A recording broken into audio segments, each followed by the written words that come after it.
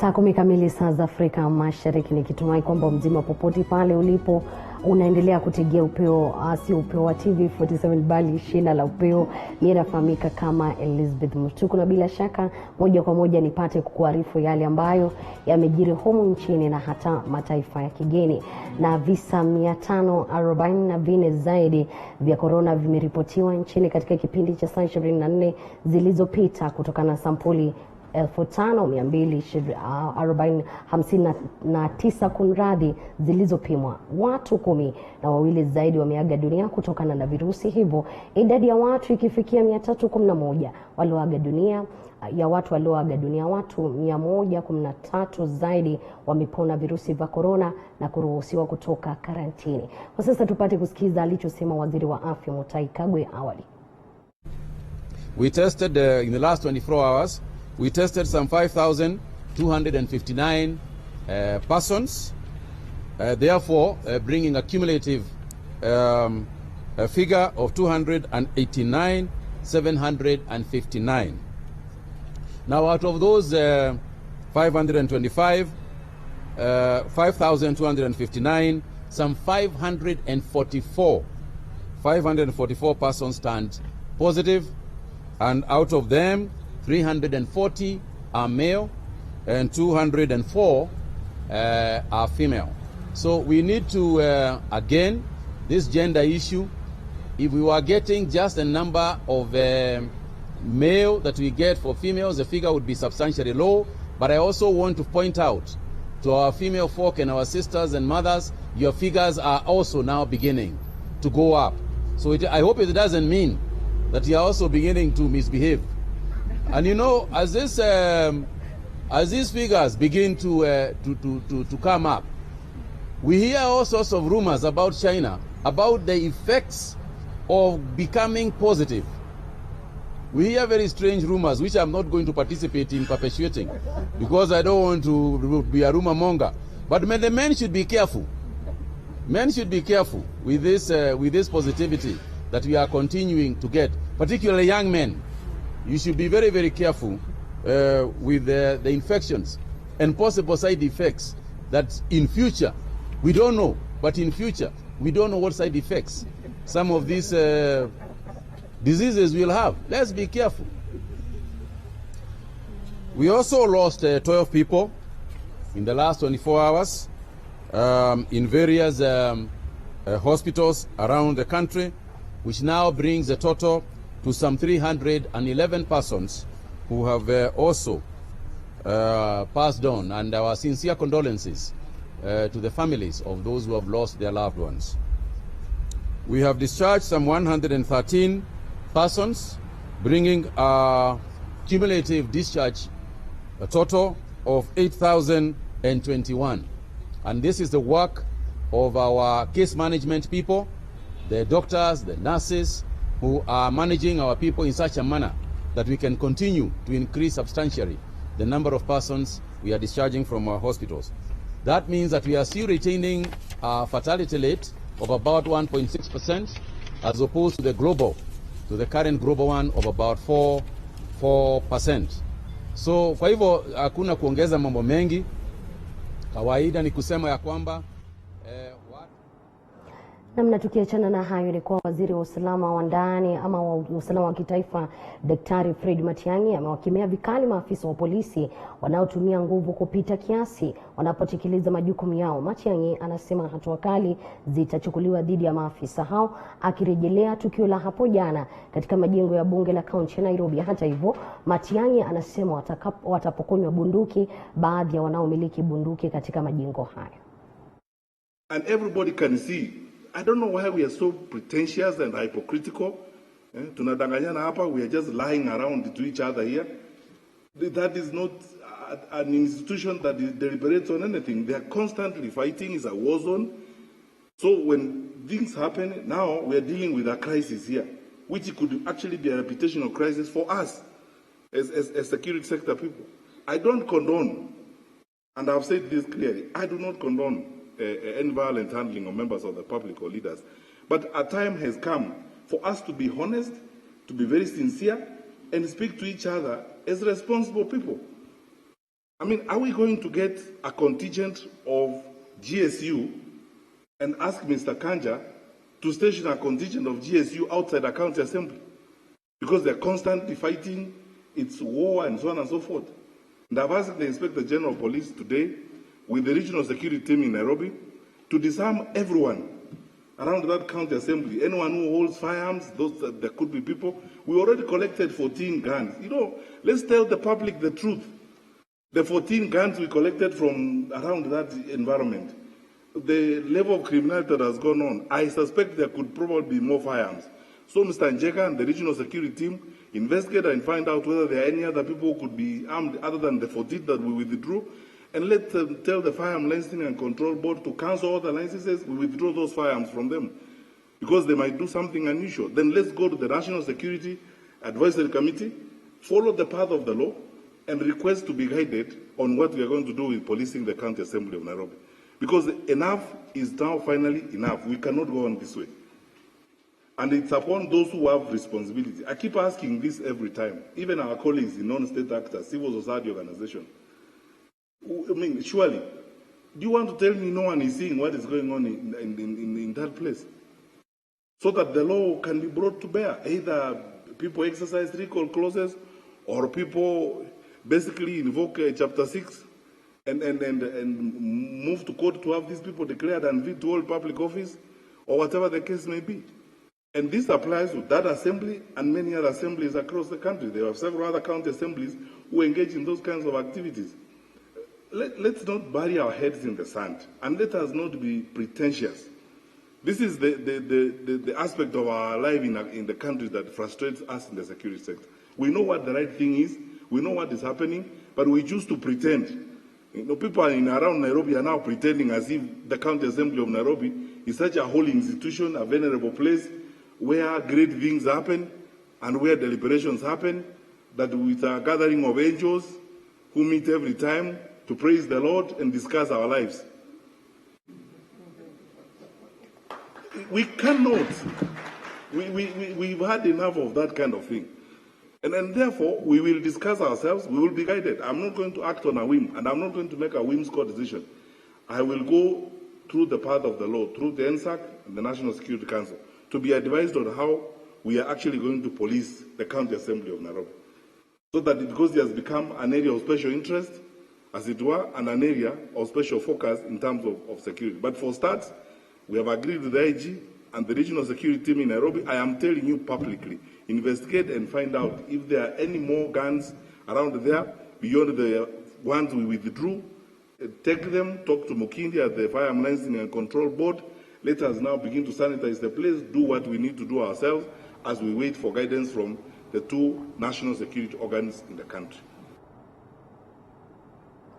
Namna bila shaka mpenzi mtazamaji unawasiliana nasi kwa 2247 na katika mitandao ya kijamii ya TV47 Kenya, sawa na ukurasa wetu wa Twitter @TV47KE na ukurasa wangu rasmi ni L_Liza. Na wakazi wa Kiritiri, kaunti ndogo ya Mbeere Kusini, wameipa serikali ya kaunti hiyo wiki 2 kuboresha kituo cha afya cha Kiritiri. Muda huo ulitolewa baada ya baadhi ya wagonjwa wa corona kudaiwa kuhamishwa katika kituo hicho cha afya ambacho walisema kuwa hakina vifaa vya kutosha kuwashughulikia wagonjwa wa corona. Mmoja William na mengi zaidi. Wakazi wa Kiritiri katika kaunti ya Embu sasa wanaitaka serikali ya kaunti kuwapa ambulensi, wadi, vitanda vya waliotengwa na waweke usalama katika hospitali ya Kiritiri, wakidai baadhi ya wagonjwa wenye virusi vya corona wamehamishiwa hospitalini humo.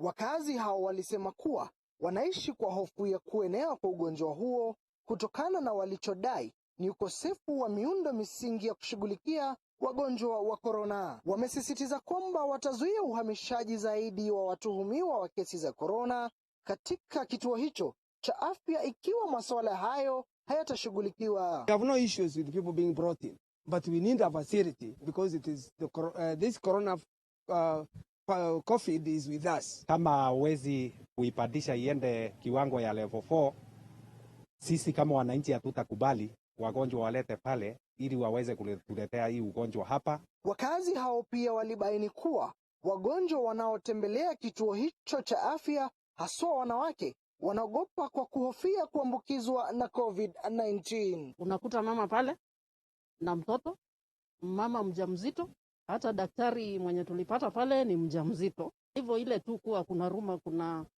COVID, watu wa hapa wana wasiwasi tele. They are being exposed to a very dangerous thing and they may not be able to control this stuff. Grace Mureithi, afisa mkuu anayesimamia afya katika kaunti ya Embu, alipinga madai hayo akisema kwamba mipango ya kuboresha kituo hicho hadi kiwango cha level 4 inaendelea. Alisisitiza kwamba mkutano uliofanywa na wizara hiyo na kuamua jinsi kesi za corona zitakabiliwa katika vituo vya Embu na kituo cha afya cha Keretire kikiwa mojawapo ya vituo vya kutengwa wagonjwa wa corona. They should go and they should not even feel that there is anything which has taken place there, because our patients, the COVID, the suspected cases, they are in different rooms from the actual rooms where the treatment is taking place. Mwege William, TV47, Gatuzi la Embu. Tukisalia katika masuala ya corona, ni kuwa huko taifa likizidisha mapambano dhidi ya virusi vya corona, maeneo ya kujivinjari vikiwemo vilabu na hoteli vimeathirika pakubwa. Hali hii imesababisha wafanyakazi zaidi ya milioni 1 kupoteza ajira zao. Katika kaunti ya Nakuru, hoteli ya Nakuru Central Business imeishia kutenga chumba kimoja cha burudani na kuwa kanisa ili kupata kipato cha ziada, kwani biashara yao inazidi kuzorota kila uchao. Kulingana na msimamizi wa hoteli hiyo Paul Kamau, kupungua kwa pato la kila siku kumechangia pakubwa hali ya kudorora kwa mapato ya kila siku. Ngoja ikuje ndio tulifunga mahoteli. Sasa nimebakisha wafanyikazi kama 5 kutoka wafanyikazi 50. Kile tabu iko ni maradron na rent. Rent kwanza wenyewe hapa ni watu ni wazee wa hapa na wanajua tabu yote yetu, wametukatia kidogo, lakini tutaomba tena watukatie bila, kwa sasa imefungwa tena ya mwisho sasa ndio ya kuua kabisa. Kama tuliambiwa tufungage chakula saa 1, tunafunga mahoteli saa 1. Hiyo saa 1 mtu anaenda kukula kwake. Jioni hakuna mtu anapatia raji. Watu wasilala hapa kwa sababu watakula nini, watakaa pika kifanya nini kutoka saa 1 mpaka kesho. Ndio watoto walipotea kabisa au ndio walipotea kabisa. Namshukuru mzee Paul, hapa ni mtu mmoja, yani ni mcha Mungu sana.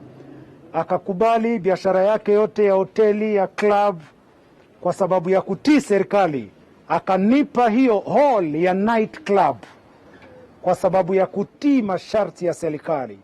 Na sisi kwa lugha nyingine kama kanisa tumeipokea na tumeshukuru sana kupata hii hall na kumtumikia Mungu.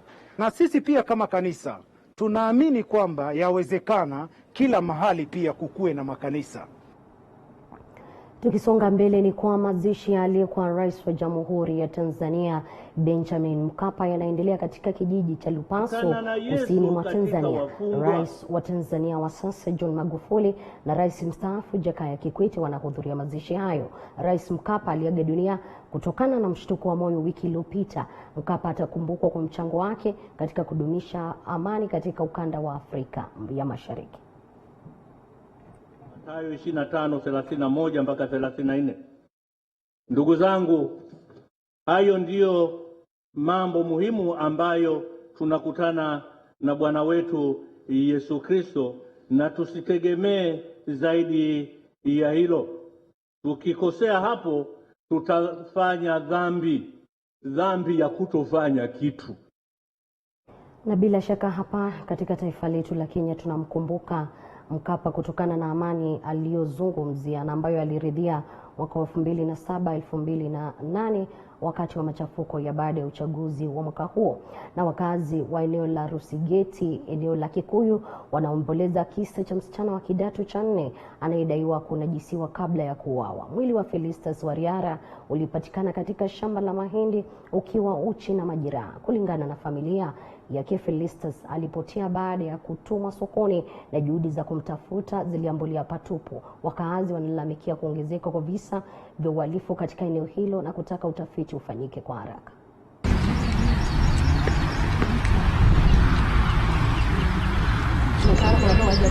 Ay, mana,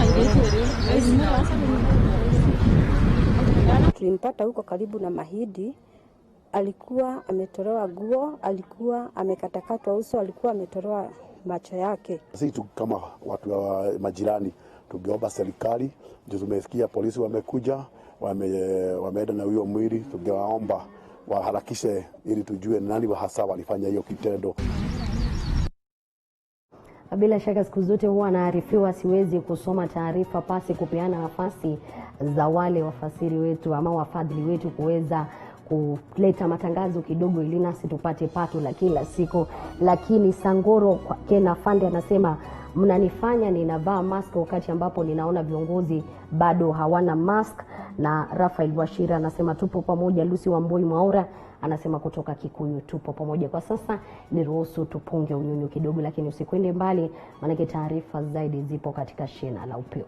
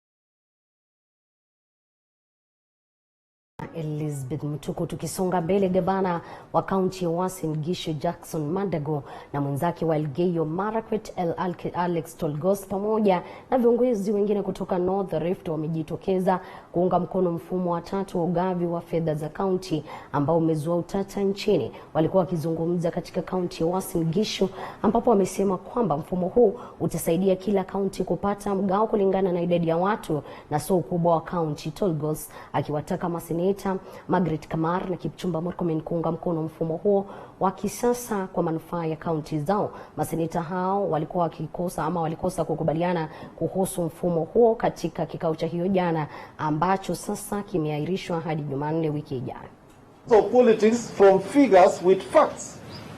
This formula, the third generation formula, only increases the amount that comes to Elgeyo Marakwet by 390 million. Which again, it's a gain for us, and that will go in a long way in ensuring that we improve the services of the people of Elgeyo Marakwet. So personally, I want to urge my senator and also the Senate that they need to pass this formula And again, I know there are colleagues of ours who will be disadvantaged by this formula. But we know that the national government has resources, and it can as well, through the equalization fund, relook at how to cushion those counties. Na wakazi wa kaunti ya Lamu bado wanaendelea kukumbana na tatizo la usalama licha utulivu kurejea katika eneo hilo. Kwa miezi michache iliyopita, kaunti hiyo imekumbwa na misururu ya mashambulizi kutoka kwa magaidi, jambo ambalo limekuwa kikwazo kikubwa haswa kwa madereva na wasafiri katika kaunti hiyo. Tatizo hilo limesababisha baadhi ya wasafiri kulala njiani wakihofia usalama wao. Kwa sasa serikali inaomba kuingilia kati ili kuimarisha usalama wa eneo hilo. You are required to be escorted, watu wengi. Those other areas watu wanatoka Nairobi, wanatoka Mombasa, wanatoka Mkilifi. Huko ni area ambayo haina shida, haina challenges za security. Kwa hivyo ni mpaka pia tufikirie kwamba hatujaiweka pale kwa sababu ya tunataka watu waumie. Ni intelligence ndio inasema hivyo. Na hii imepitishwa na National Security NSAC. Wamesema hiyo mpaka ifanyike. So Lamu tumekuwa tukifungika sana. Na imekuwa ukiumiza uchumi wa Lamu. Lamu kibiashara haifunguki kwa sababu ya nini? Ya mambo kama haya. So yanaumiza watu wangu.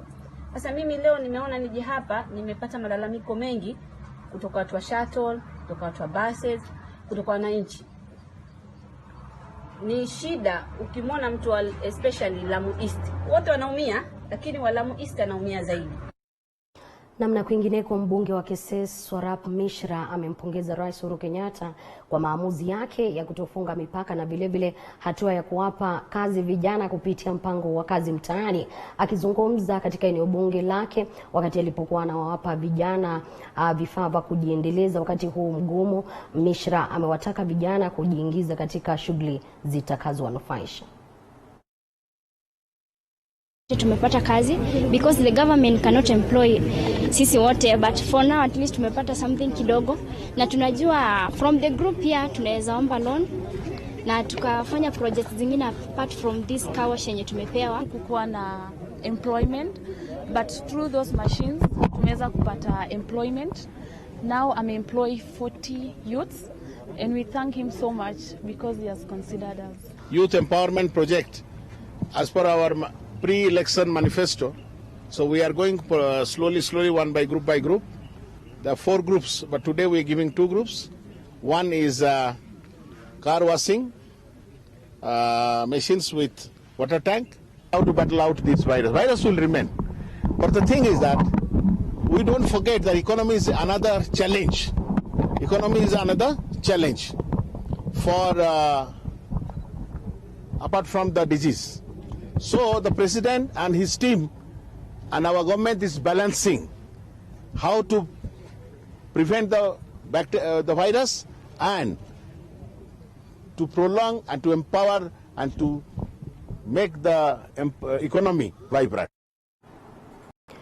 Na malenga maarufu Abdalla Mwasimba ameaga dunia. Mwanawe Mwasimba, Abdalla Miraji, amedhibitisha kwamba babake amefariki baada ya kuugua kwa muda mrefu hapa jijini Nairobi katika mtaa wa Kaloleni. Mwasimba alizaliwa mnamo mwaka 1937 na ameaga dunia akiwa na umri wa miaka 88. Mwasimba ambaye alizaliwa katika kaunti ya Kwale japo alikuwa akiishi kwenye kaunti ya Nairobi atakumbukwa pakubwa kwa mchango wake katika ukuzaji wa lugha ya Kiswahili nchini.